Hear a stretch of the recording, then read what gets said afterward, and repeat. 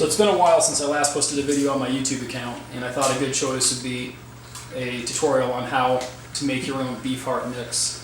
This will save you a lot of money in the long run, as it's a lot cheaper than trying to order a special preparation from a breeder. It does take several hours to do, but in the end it's worth it, and the more often you do it, the better you get at it. I've already cut the beef heart into little cubes.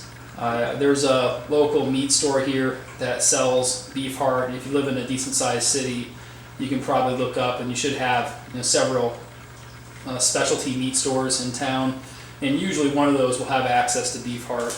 I used 3 beef hearts for this, and I have 6 discus, and so a preparation like this will last me for months. If you have more discus, you can add a 4th or a 5th or even a 6th heart if you really want to make a lot in one sitting.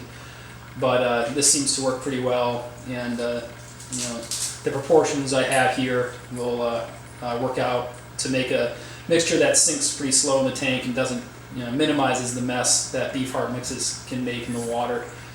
The hardest part is getting the mix just right, and also cutting that beef heart up. You have to make sure that you cut all the fat off and cut all the veins and membranes off the heart. You don't want that getting into the mix, as they can get kind of stringy, and you don't want the fish eating that part. The best way to do that is to buy extra beef heart. Beef heart's really cheap. It's a few dollars a pound, and so instead of sitting there and spending half an hour or 45 extra minutes trying to get every little last ounce of meat from the beef heart, you are better just to get an extra heart, and you can cut and make just save yourself time. Just cut off the fat and not try to trim it too close to the end, and it'll save yourself half an hour, 45 minutes for sure. In this mix here, I have 3 beef hearts that have already been cut into cubes. There's a ½ pound of salmon and a ½ pound of shrimp. We're going to use 3 or 4 multivitamins and another 3 or 4 calcium tablets. We'll use some paprika, and then 3 of these packages of Knox Gelatin. When we mix it all together and then let it cool in the freezer, we'll get a nice mixture that's easy to cut and that will work well in the aquarium. The first time I tried to make my own beef heart mix, I used just a food processor, and it took a lot longer and was really tough on the food processor. It was a cheap, inexpensive food processor, and it started to smell, and the motor was getting too warm. And so you're definitely, it's worth buying a meat grinder like the one I have here. This is pretty inexpensive, and it helps quite a bit to get to smooth out, get a kind of a paste for the all these different meats and the mixes here. And then when you at the end, you can then use a food processor, especially if you have a nice one, to kind of as the last step to get it right before you put it in the freezer. And so we'll get started here, and the first thing we're going to do is mix up, is kind of make a paste out of the beef heart, and then we'll add in the shrimp and the salmon before we add in the multivitamins and paprika and those things. So as we get started, we're going to try to use this meat grinder and see if we can get a decent paste going. It comes with 2 different metal openings to it that can kind of allow you to get a good a good paste. The first one is just this kind of entry level almost. It has much wider openings on it, and it's so you're going to be able to get kind of mix this stuff up a lot easier. The final one after you go through it is just to kind of turn it into more of a true paste, rather than, you can see here, it's just kind of grinding it into bits. But after we get this to this size, then we'll add in our salmon and some of the other stuff to get a good mixture going.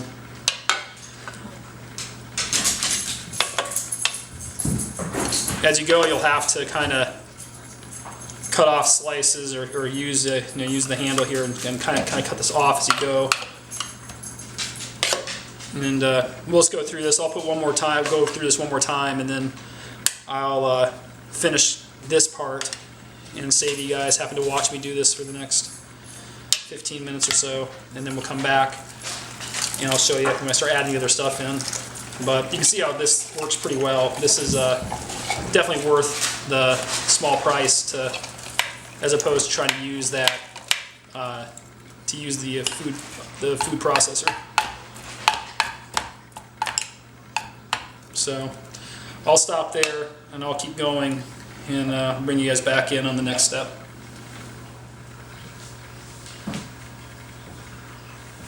So I finished mixing the beef heart through the grinder, and I just took the salmon and broke it up and then threw the shrimp in. Make sure you take the tails off the shrimp. But you know, so that's a ½ pound of shrimp, a ½ pound of salmon roughly, and then 3 beef hearts. You know, I would have liked to have had a little more beef heart for this, and so I'm probably a little short on that, but otherwise it works out pretty well. I took 4 of those multivitamins and 4 of the calcium tablets, and now we're gonna take I'm just gonna use, you know, this piece from the meat grinder to start to break up the calcium tabs and multivitamin.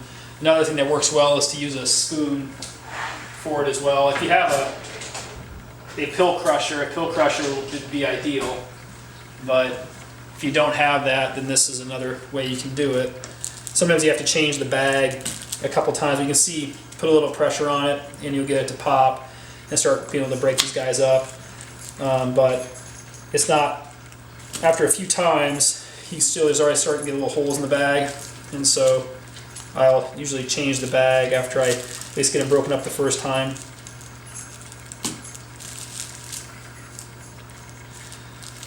It's harder once you get to the little fragments, but the little pressure in just the right spot, you can get them to start breaking into more and more pieces.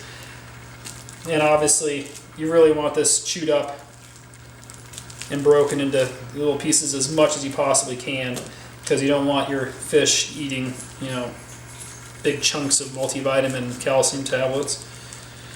But when we go to the last step, after we put it through the grinder a couple more times, when we go to the last step, we're going to put it into the food processor, and that does, you know, help us to break it up even a little further.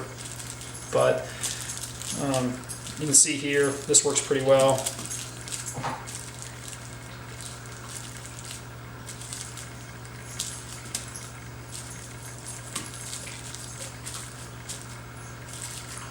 So after we get this broken up to where they're pretty fine fragments, as well as we're going to do, then we can sprinkle it or add it into this mix, and then we put it back into the grinder. It'll help to blend it up and mix it some more on its own. So, yeah, it's fairly good. At the end here, that food processor will do the rest of this. So that's pretty good. You can see it did put a little hole in the bag and we lost a little bit of it, but we had plenty in the first place, and so that's enough. So then from here we're going to go back through the similar step to what we just did. We mix this up a little bit, and now we're going to go back and we're going to add this all back through the grinder again. I'm still using the same size slit because I want to give it one more chance to really mix, and before I put the smaller slit on there, because the smaller slit with beef heart starts to get clogged up pretty quick if you don't have it already into a fine kind of a mesh. But you can see here again how you can use your tool to kind of push down on. Should come through a little bit easier this time, but it still does clog up a little bit. But you can see how this makes so much quicker work of it than trying to use just a pure food processor. So I'll run this through one more time. I'll show you guys going into the final step. We'll add the paprika and put it through that smaller slit of the grinder, and I'll show that to you here in a second. So at this point I've run the salmon and the beef heart with the shrimp and those multivitamins, calcium, all that through the grinder again. And we're going to do one more time, this time with the small slit on the grinder. And I'm going to use the paprika now too, and I'm going to put in 2 tablespoons of paprika. You can kind of put in what you want. I'll tell you, and the fish seem to kind of like paprika, but also it's primarily added for the color, and so it's supposed to help with the reds on the discus and kind of give them a color enhancer. And so we're going to put the paprika in here, run it through again, and we're going to put it in the meat or in the food processor too, so we still have a little bit further to go, and so it'll get well mixed with that.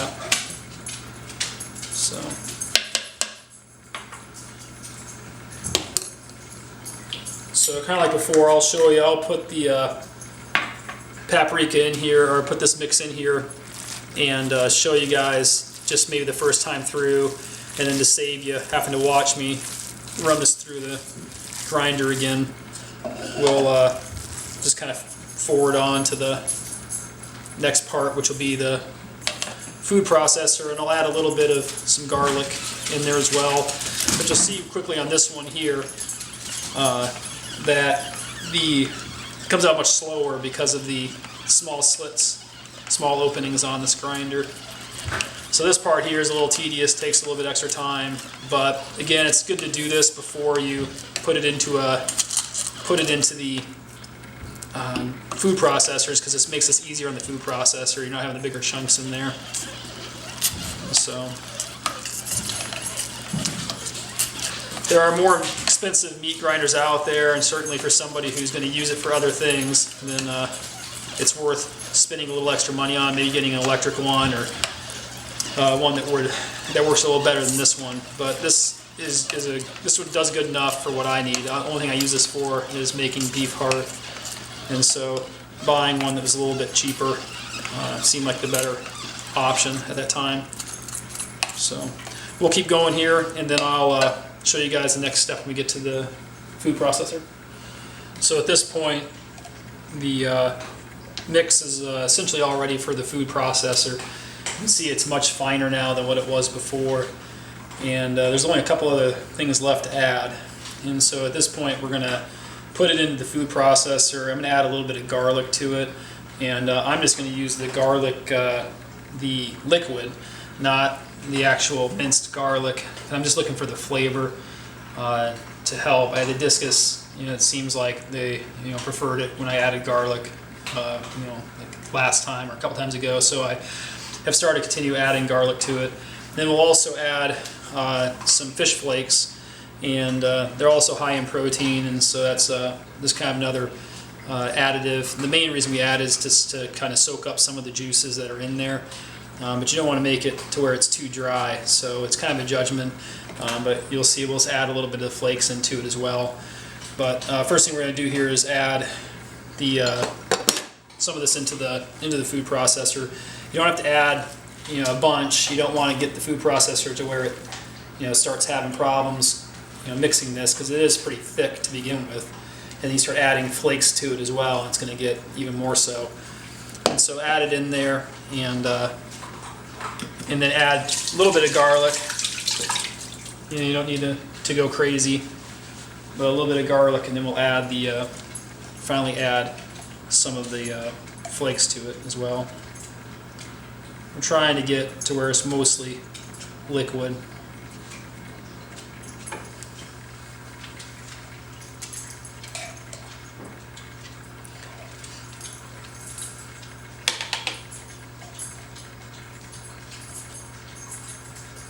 And then last part here, we'll add some flakes to it as well. And we'll see what it looks like as we blend it here, and then we can decide if we need to add more or not.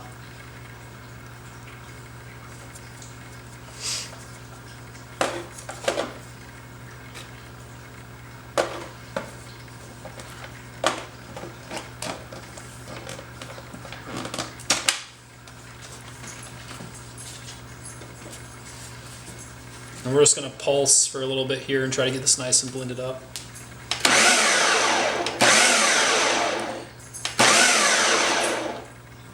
Now we'll go ahead and start blending it.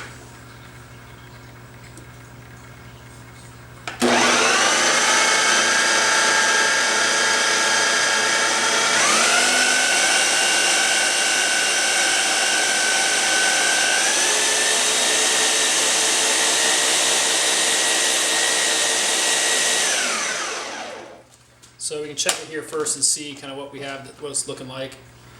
And I'd say that concentration-wise, it looks pretty good because we're going to add some Knox Gelatin to it here in just a little bit, and so we don't want to go crazy with you know, how dry or how thick we're making this. And it looks to be about right to me. There's not a lot of loose liquid there, so we'll let it finish up here just a little bit, and then I'll take this one out and add another sample to it. And so at this point, everything's been mixed up in the food processor, and now we're going to add the gelatin. And this is a really important step. You really need the gelatin in order to keep this stuff together when you are when you're putting it in the tank. Otherwise, this kind of breaks up, and it also sinks like a rock. And this stuff will keep it from sinking quite so quick.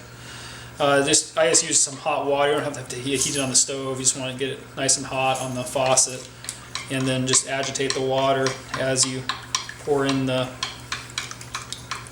gelatin mix. And then what I would do, at least what I do, is I pour some of this back into the food processor again, and make sure it gets nice and mixed into the beef heart. And that way you don't have to worry about, you know, having clumps of it, you know, unevenly mixed. But somewhere between 2 and 3 packages works well. The Knox gelatin is nice because it's unflavored. It just mixes well. So I know most people who use beef or make a beef heart mix prefer using this type of gelatin. You can find it at your grocery store in most cases. So this is roughly a 50-50 split that I got going on here. So we're just going to try to roughly put in about half and half. So we got nice and mixed. That's pretty good there. We'll try to get this so it's cleaned up, or try so we get this so it's nice and mixed in here.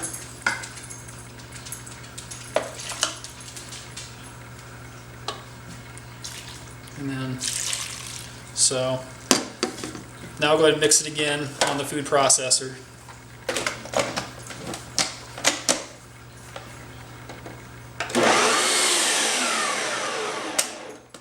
So this is another time where you can take a look and see if you have too much liquid in here. Then you can also again add more of those fish flakes to it. But that looks pretty good. So you can see there's no liquid settling to the bottom. It's kind of a nice thick, kind of a mush right now. And so at this point, then we're going to put this into gallon bags for the freezer. And so we're going to remove the blades from here, and see, dogs like it too. It's down here. And now we're going to put this into this bag, trying to not to make as little of a mess as possible. And usually when I do this, I get about two bags worth. And you want it to kind of stretch out to where you have, you know, a quarter, a third, I said probably more like a third to a half an inch thick when it freezes. That's kind of a good size to cut and make the cubes out of. But for right now, we just want to get this in the fridge and or in the freezer, and then let it kind of harden. And that will do the trick for you.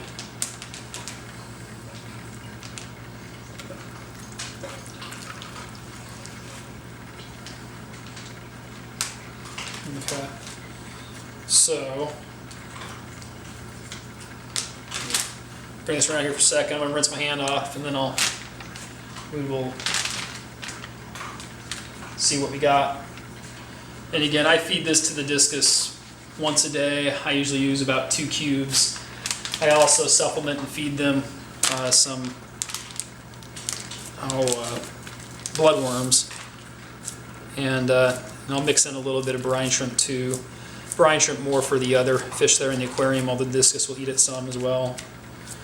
But just kind of get this so it's to the thickness that you want. And so kind of like that. And then seal up your bag, obviously.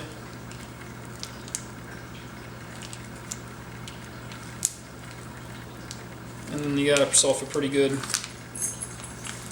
size for putting in the freezer.